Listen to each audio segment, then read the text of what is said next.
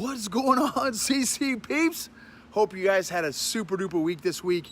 So I want to show you all the Parent Practicum shirts, and I want to go over one of my favorite chapters in the Bible, 2 Kings chapter 6. So let me cover the shirts first. Let me put down my high-speed phone here. Okay, so check this out. Boom. All right, now check this out. I'm going to pull this out. So Parent Practicum shirt here. So this is, I'm going to show you, there's a couple of them. Let me show you. A couple different styles. So you got this one here. So it says Parent Practicum 2018 on the front, and on the back, it's got this right here. Unlocking Language, the Art of Grammar. Okay? So that's one style. The next style is this. This is a ladies cut. Or I guess a V-neck. I don't know. I don't think I wear V-neck, so that's why I said that. It's a nice what do you call it? Cozy feel. I don't know the technical term for cozy, but anyway, it feels good. And it's a V-neck, okay? And it's same thing. Parent Practicum 2018 V-neck here, and on the back, same design. So Unlocking Language, the Art of Grammar. So that is the second style. So the first style is a unisex style, and the second style is a V-neck. Okay, so I wanted to show you all that. Those are the fun Parent Practicum shirts this year. Okay, now 2 Kings chapter 6. I'm so stoked because this is literally one of my favorite chapters in the Bible, and I'm using these to encourage you all with. So 2 Kings 6. Here's kind of the skinny. It starts with verse 8 is my spot where I like to start at. I mean, the first 7 verses are bad to the bone too. But 8 through 23. So basically the skinny is the king of Syria is trying to beat down the Israelites. And what's happening is Elisha, of course, this is when Elisha was rolling deep he had probably he didn't have 22s. He had like 44s, right? This is maybe even 64s because he was rolling in the chariots.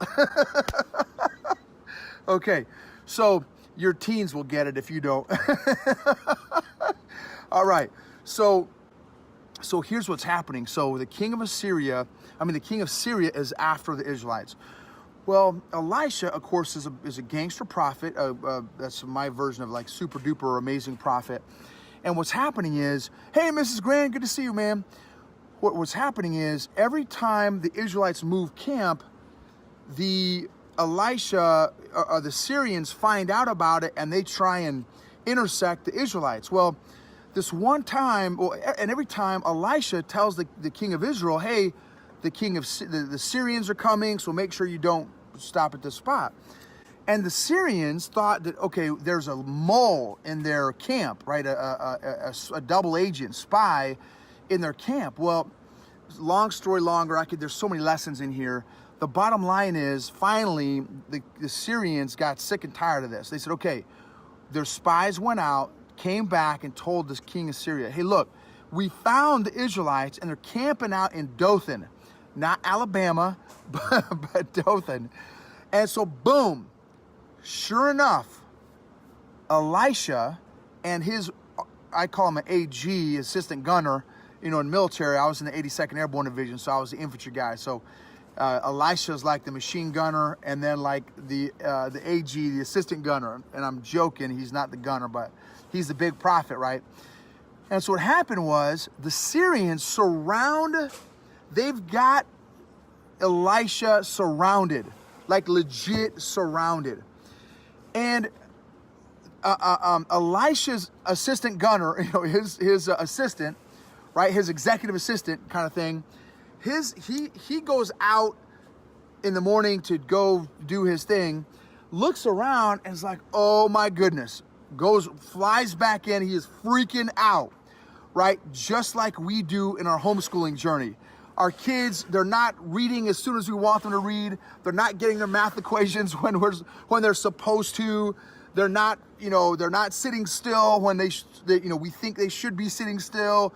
They're not following the spreadsheets or the worksheets the way whatever, right? They're not meeting our expectation, right? And we're freaking out. Oh, Elisha, we're surrounded. God, you just don't understand. My kids are acting crazy, all this stuff. I don't know if I can do it. I don't know if I got what it takes. Like, how are we going to take on the king of Syria and all his bad, his bad dudes, his secret squirrel guys? And so what did Elisha do? Elisha, cool as a cucumber, cool as pond water. He says, hey, bro, he tells his assistant, hey, assistant, put these Jesus glasses on, man. Put these God glasses on and then go back outside.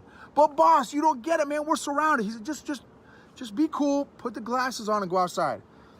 The assistant puts the glasses on. This is the NIV, Noble's International Version, right? He puts the glasses on, not the technical glasses, but Elisha asked God, hey, God, open his eyes so that he can see. That's actually what goes down. The assistant goes outside, and what does he see? When we view things from our fleshly perspective, we freak out. Just like in Numbers 13 and 14, when the leaders of Israel went to go do the leaders' recon of the land of Canaan, the land of milk and honey, and all this, he saw all the giants. When we view things from our flesh eyeballs, we can freak out. But when we walk by faith, 2 Corinthians chapter 5, verse 7, and walk by faith, not by sight. When we put on the glasses that God gives us and we look at things from his perspective, not our perspective, from his perspective. He goes outside, and what does he see? He sees all the bad guys surrounded by the angels of the Lord, by the army. What's up, Mrs. Sanford? What's up, man? Good to see you. He looks out and sees all the bad guys surrounded by all the good guys. But the first time he went out, when he saw his family, and the family looks like it's falling apart, or you're falling apart, and oh my goodness. But when we look at things from God's perspective, what is God trying to work out in us? What is God trying to teach us in this moment? How does God view our crazy families? How does God view our failures and our shortcomings? Look at it. How do you, as a parent, view those shortcomings in your children? Right? From love, not from like, oh my goodness, my kid is doomed to failure. No, he's a loving father, right? Matthew chapter 7. What good is a father if he asks for a loaf of bread, gives him a stone, or if he asks him for a fish, gives him a snake? How much more will your heavenly Father give good gifts to those who seek him? Right? So anyway, I just want to encourage you today, if you think that, oh man, it's I don't know if I can do this, I don't know if I've got what it takes, just put on the Jesus glasses, put on God's perspective. Look at your scenario from that eternal perspective. What is God trying to work out through you? Anyway, hope this encourages you all. If you feel like it encourages you, please tag somebody. Maybe it'll encourage them as well.